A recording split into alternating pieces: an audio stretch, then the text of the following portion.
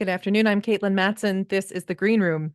The Wichita Wind Symphony, they're beginning their second season. They are still relatively new to the Wichita area, but the area's only a professional wind ensemble and filling kind of a gap and people might not even know it, but they're thirsty for a good wind ensemble. They need a good band. And I have their conductor, the director of the ensemble, Dr. Timothy Shade, here with me. Hi, Caitlin. How are you? That's right. Filling the gap. I love that. That's right. People Filling don't even know they're missing it, but they are. They they for want to sure. hear a good band. Absolutely. So your brand new season starts next weekend, yes? That's correct. Yeah, it's funny. We were just, in fact, I was thinking recently, we just did this a year ago, sort of launching the inaugural season last year for a Memorial Day concert. And here we are again, season two. It's a wonderful, wonderful opportunity to do some new music and new concert programming. Absolutely. Next weekend. So Saturday, June the 1st, at 7:30 at Heights High School. That's right, at Wichita Heights High School. So we usually do most of our concerts on Wichita State University campus, but we're going to branch out a little bit. So we'll do this one at Wichita Heights High School. Wichita Heights in the northern part, just right up hillside, isn't it? That's right, exactly. You get off almost at the same exit if you're coming from 96. And what's on this first program? So this concert is entitled From the Concert Hall to the Broadway Stage. And so it will feature three band pieces, an old standard by Alfred Reed entitled Hounds of Spring. It's a wonderful concert overture that a lot of folks really, really know. I actually am head over heels in love with this piece. I played it when I was a student and looking forward to doing it with this wonderful group of musicians. And then a new piece by Aaron Perrine, Only Light. It'll be relatively new. It's about 8 or 9 years old. And then a piece called Havana by Kevin Day, who's a wonderful young force writing for Winds these days. And it's a fun piece, lots of evocative music in that. We'll take a short intermission, and then it's all about Broadway. So we'll be doing a piece called The Golden Age of Broadway, which is a sort of an amalgam of lots of different, sort of a medley of tunes. And then a piece called Sondheim, exclamation point. So you might get a The exclamation point's important. That's right. I mean, it's like exciting, not just Yes. but like Sondheim. And so a medley of tunes written by the great Stephen Sondheim. And then we'll close with five dances from West Side Story, which is, of course, by Bernstein. And so a wonderful concert, I think. It's kind of popsy influenced, but there's still enough concert sort of in there that it should be a really good night of music. We've spoken before about the power of a band and how it has a bit of just a different sort of magic than a symphony orchestra or a string ensemble. And one of the things that I think makes it magical is, especially in more rural areas where school districts can't afford, or maybe they aren't large enough for a symphony orchestra, everybody takes band. And you yourself just mentioned falling in love with that Alfred Reed piece that you performed in high school. And I think for so many people, they fell in love with music, just music that was different than what was on the radio. And they experienced the joy of making music with a group of people in high school band. Absolutely. I mean, I think that's what I think the joy, or at least one of the joys of it, aside from the music itself, is the team building aspect or the group activity, similar to singing in a choir or any large group activity.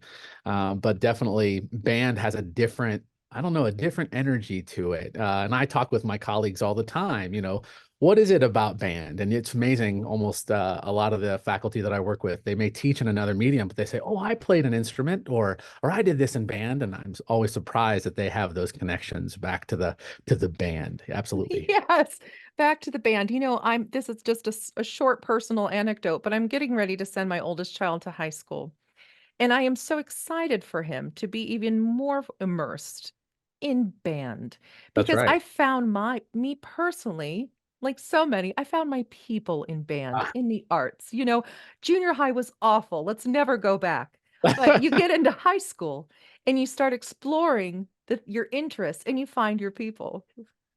Isn't that the truth? I mean, in high school, especially, a lot of us had marching band camp that was the week or two before classes start. The, So you the had highlight of our life. That's right. You got to Yes. feel like a jock for a second. And if you didn't play sports, which I didn't play high school sports. And so I got to do the athletic activity while doing something musical, which was really a lot of fun. But you get to make those connections earlier before classes start. So you had a leg up a little bit, once school started. I thought that was also an important part of it for me, at least. Yeah. So the Wichita Wind Symphony is a professional wind ensemble, and they start their season next Saturday, June the 1st at 7:30 at Wichita Heights. We're going to take a brief pause and listen to, I think it's the Air Force Band of Flight with some symphonic dances from West Side Story. And we'll be back to talk more with Dr. Timothy Shade. This is the Green Room. Dr. Timothy Shade is with me, who conducts the Wichita Wind Symphony. This is their second season, and their opener is next Saturday, June the 1st, at Wichita Heights High School at 7:30. Talk to us about tickets. So tickets, actually, it's a free concert. We do have a suggested admission of $15 for those that can afford it. We'll do that all remotely via QR code and things like that. But for now, tickets are still wide open. We want you to come and experience the music, get to know the ensemble, and see what's going on. So we're trying to keep barriers as minimal as possible. Oh, that's fantastic. You're going to have concerts throughout the summer. And then also I see a concert scheduled in October, one in December. You keep yourselves visible.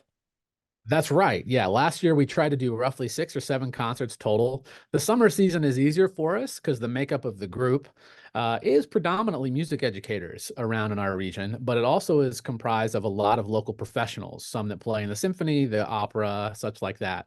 So we have the ability to continue throughout the year, but the summer season is easier for our educator professionals. Last year, actually, we were supposed to have concerts in the fall, and we decided not to because of marching band season, as we were just talking about with our lovely band directors. Mhm. But this year, we really think it's important to keep going. So we'll have a couple throughout the fall into December, and then a January and a March. And that's sort of where we get our 7, 3 in the summer, and then 4 throughout the academic year. When you first get the idea of, "Hey, let's start a band," um, all of the logistics, the red tape, all of the particulars that go into, everything that happens from the moment the idea enters your mind to you have your first concert. Is this your personal first experience actually being in charge of saying, "We're gonna put a band together, and here we go"? Is this my first experience? Yes. It is with a professional group that I am 100% in charge of. Uh, Yes. I actually played in the Wichita Wind Ensemble here in town when John Taylor had it. Dr. John Taylor, who is director of bands emeritus at Friends University, who's a good friend. He had an ensemble in this area for a few years that I played in, and so I knew the area could handle it. When I came back, that group was no longer in existence.